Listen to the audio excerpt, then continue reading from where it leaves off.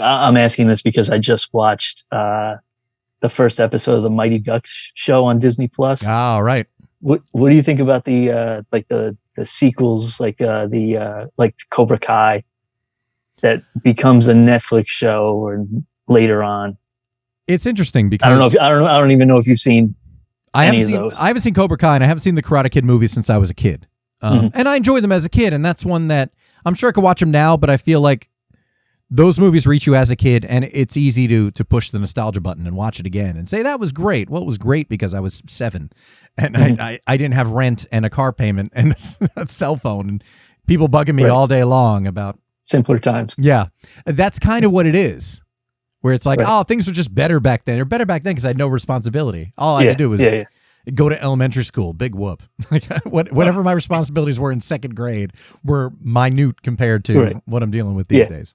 Yep. Yeah. Now it's just all aggravation. I like the idea of it. I think it's cool to take it to a place where these characters are kind of living their lives. I like the idea that Daniel is just one of the biggest most successful car dealership owners in Southern California.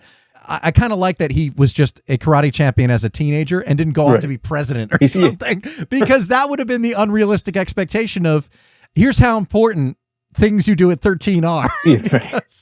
I didn't go to prom, junior or senior prom. And back then people said, like, it's going to ruin your life. It said, I mean, then again, now that I'm thinking about it, maybe it did have an adverse effect on my life. That I think is an interesting idea. I'm just not so into Karate Kid that like I've watched Cobra Kai, but people seem to love it. And I'm all for it. Let's put it that way. So it's good. I haven't seen it much. And they've only done the one episode of the Mighty Ducks.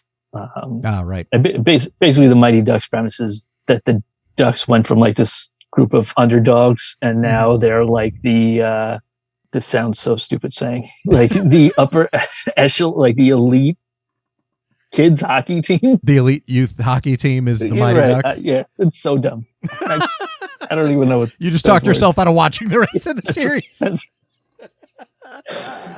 So it's a revelatory moment. Wow, really? This is. Yeah, I'm starting to understand how silly this show is now. I was really excited to see the Flying V again, but damn. Yeah, I can't even believe I put that jumble into a sentence. See, I look at that. That I think is good because there are plenty of people our age, like yourself, who have kids who say, this is a series we can watch together. I loved Mighty Ducks when I was a kid. This is about a bunch of kids.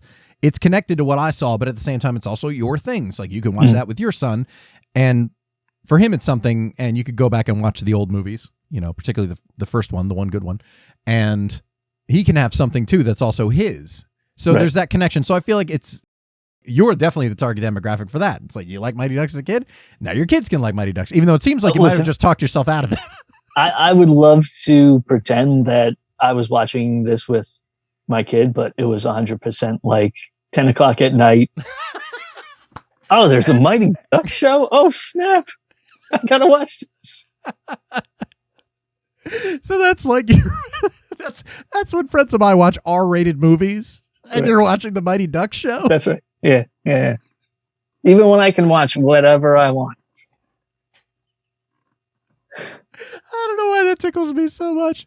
I have a friend. Like, what's Emilio Estevez up to? There's a dude who doesn't age. He looks fantastic. He's got to be. 100% looks exactly the same. Yeah, he's got to be knocking on 60. I'm just doing the math on that. I don't know how old the guy is. And he's good in the new one.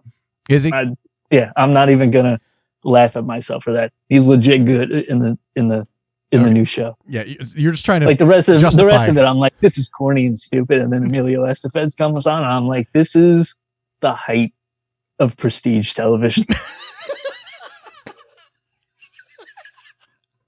All the integrity rests on the shoulders of one Emilio Estevez. Of Emilio Estevez.